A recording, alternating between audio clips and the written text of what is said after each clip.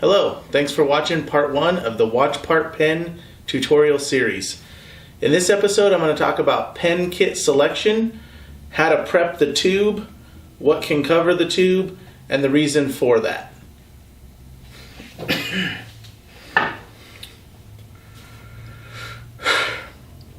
If you've decided to make a watch parts pen, you need to make the most important decision first, which kind of kit you're going to use. The reason this is so important is watch part pens take up a lot of space on the tube, so you need to pick a kit that has plenty of room. What I mean by that,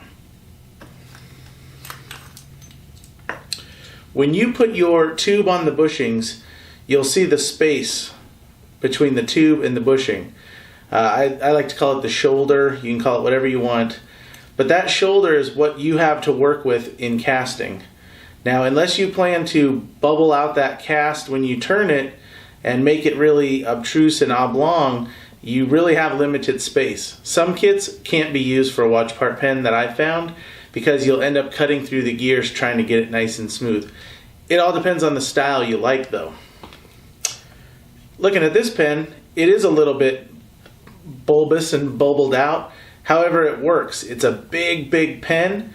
So it actually looks okay, in my opinion, that it comes out a little bit. Knowing that, I was able to pick different parts to put in different places that I might not put on a different kit.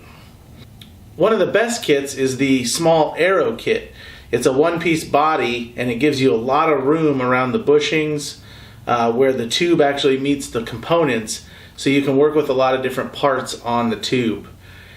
These are just a few reasons why this is so important. So aside from the actual shape and design, I pick a pen kit for the platings as well. I want to make sure that whatever my platings are, they're going to go with the selection of gears and other components I've used. If you had a lot of brass and you went with something that just totally contrasted it and wasn't appealing, you might not want to do that. So I kind of look at what I'm planning on using, especially for a face, the background, and the plating kit, and that's how I make my decision on which pen kit to use. So now I'm going to move into what we need to do to prep the tube, and I'm going to zoom in here on the counter to kind of show you a little bit about what I'm talking about. So once you've picked your kit and you decide which plating you're going to go with, the next thing you need to do is prep the tube. There's a few more considerations to make at this stage based on size and background you're going to use on the tube.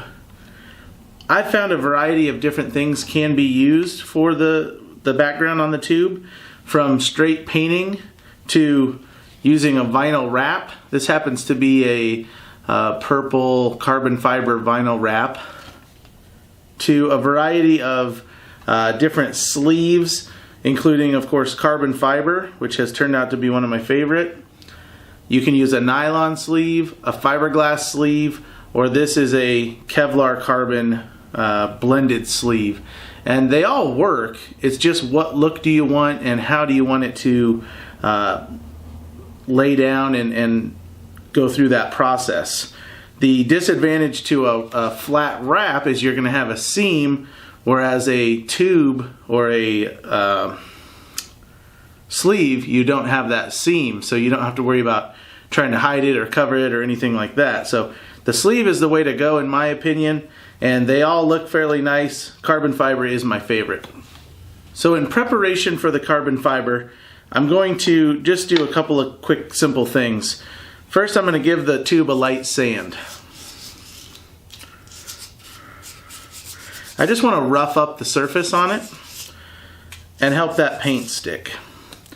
Now normally I would paint this, depending on the color of the carbon fiber or the Kevlar tube, to go under it. In this case, I'm gonna just go ahead and show you how I would do that without painting it. One thing to keep in mind if you've never used this carbon fiber before is don't cut it the first time or the first couple of times, because you tend to cut it short. What might look to be enough, once you expand or contract it, it never seems to be. I always end up cutting it short. So what I've done, this is just a sample. I wanted to show you how this works. I like to just get the opening there, and then you can insert it, and you can see how much it flares out on the end. So that's part of the control when you're flattening this down, because you want a nice tight pattern. You don't want it to come unraveled. It just doesn't look right. So by leaving one end on the spool, you can actually kind of control that a little better, and that's what I've started to do. So what I would do is I'd take my spool, I'd get my one end started, and you of course want to make sure when you put this in that there's no stragglers that can catch inside of your tube, because that'll pull the weave apart and it just won't look right. So as I'm starting here, I'm going to take a couple of looks, make sure I'm not catching any. And then when I put this in, I can actually push it in and pull it a little further past the tube. Now again, this is how I do it. There may be a better way, there may be a right way, but I'm just showing you guys what I do. And so far it's worked pretty good. So now that I've got this, you can see I've still got the tube end, or the spool end connected here, and then I've got my straggler end. I want to get it past the end of the tube far enough that the pattern continues, and I can kind of just scrunch this up with my finger to make sure the pattern's laying flat, and then as I rotate it I can see that there's no gaps or spaces. At this point I may even put a little twist tie or a light string. I'm not going to tie it tight, just to hold this down like this, as you can see, so when I glue it, it's a little more firm. So once I've got this and I've either wrapped this or I'm holding it, by leaving this on the longer part of the roll here, I can glue this on a little easier. And how I'm going to do that is I would just take thin CA and just kind of twist this and just pour it over there, and I want to keep it holding down so that the glue runs down and then into these frays. And essentially I'm going to glue half of this on at a time. So I'll spin it as I dump or pour the CA on, and I like to wear a rubber glove, that way I can kind of keep this tight and tucked if I haven't wrapped it, and then I can use the rest of this to hang it on something. So I might hang it on a spool or a hook or something. And this just allows the carbon fiber to hang a little flatter, and I've found that for me this is the best way to get the nice pattern and the consistency in the carbon fiber. So once this has dried and I'm satisfied with the way the glue has cured, I'm going to go ahead and then cut this upper end. Now, like I said before, you can put a little clamp or a twist tie. You don't want it too tight because that'll actually change the way it looks, but you can do something if you'd like. You don't need to. But then I'll clip this end and just flip it over, do the same thing, make sure the pattern is nice and flat, and I'll pour the thin CA glue around the tube this way, and then let that dry. Once I do this, I let these dry for several days.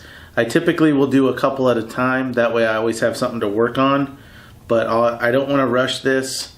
Every step of this watch part pen process I let dry for a long time. I'm not afraid to let something sit a few days or a week and then work on something else and go back to it. I just think that the CA has to gas off and the resins have to cure, so giving it time at every step is not a bad thing. So once the carbon fiber has dried, you're going to have that fray at the end, and it's going to be really crusty and kind of crunchy, not real easy to cut. What I've found that I use to cut the CA coated carbon fiber are these. And what these are, they're RC car Lexan body scissors. And if you can see, I don't know if it'll pick it up, there's a little bit of a curve to it at this end here. It curves right, I guess. And the reason I like these, for two reasons really. They're a nice tight cut. I've been using these for 2 years now and they're still sharp. And the way the blade curves, it makes it real tight. If it was a sloppy pair of scissors, you would have a problem because that carbon fiber would want to get between and it wouldn't cut. And the beauty of these, because they're meant to cut corners with the curve, is you can cut in on your fray, and as you rotate it, you can cut down to the tube, working your way to the tube, and always be cutting away from the tube even though you're cutting right next to the tube.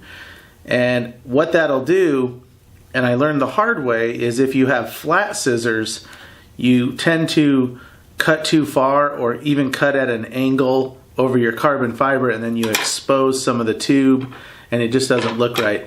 So these curved scissors have been a key in getting my carbon fiber just right at the end of the tube. Now if you're not going with carbon fiber, if you're going with one of the Kevlar composites or even a different medium altogether, such as this copper aluminum tape that is popular right now, a lot of people are putting watch gears on these. The same kind of things apply. Once you get it set, if you're coating it in CA or using CA to glue it, definitely let it dry. Now it's not as important here because you are still going to be gluing on the watch parts, so you'll have to let it cure at that stage also. The main thing you're after is making sure that these ends, the frayed ends, are stiff enough and firm enough that you can trim them effectively and have a nice straight edge. So thanks for watching the first episode in the Watch Part Pen series. I know it's not a very exciting topic or fun, but this is crucial. From picking the right pen kit so that you don't do all this and have it wasted at the end, to getting the background right. In the next video, I'm going to talk about disassembling the watches, which parts you'll want to use, and then of course how we're going to get them on a round tube, because most of those parts are flat and we need it to look right when it's on the tube. So please stay tuned. If you haven't subscribed, go ahead and subscribe to the channel, and in the next video we'll get to some fun stuff. Thanks for watching.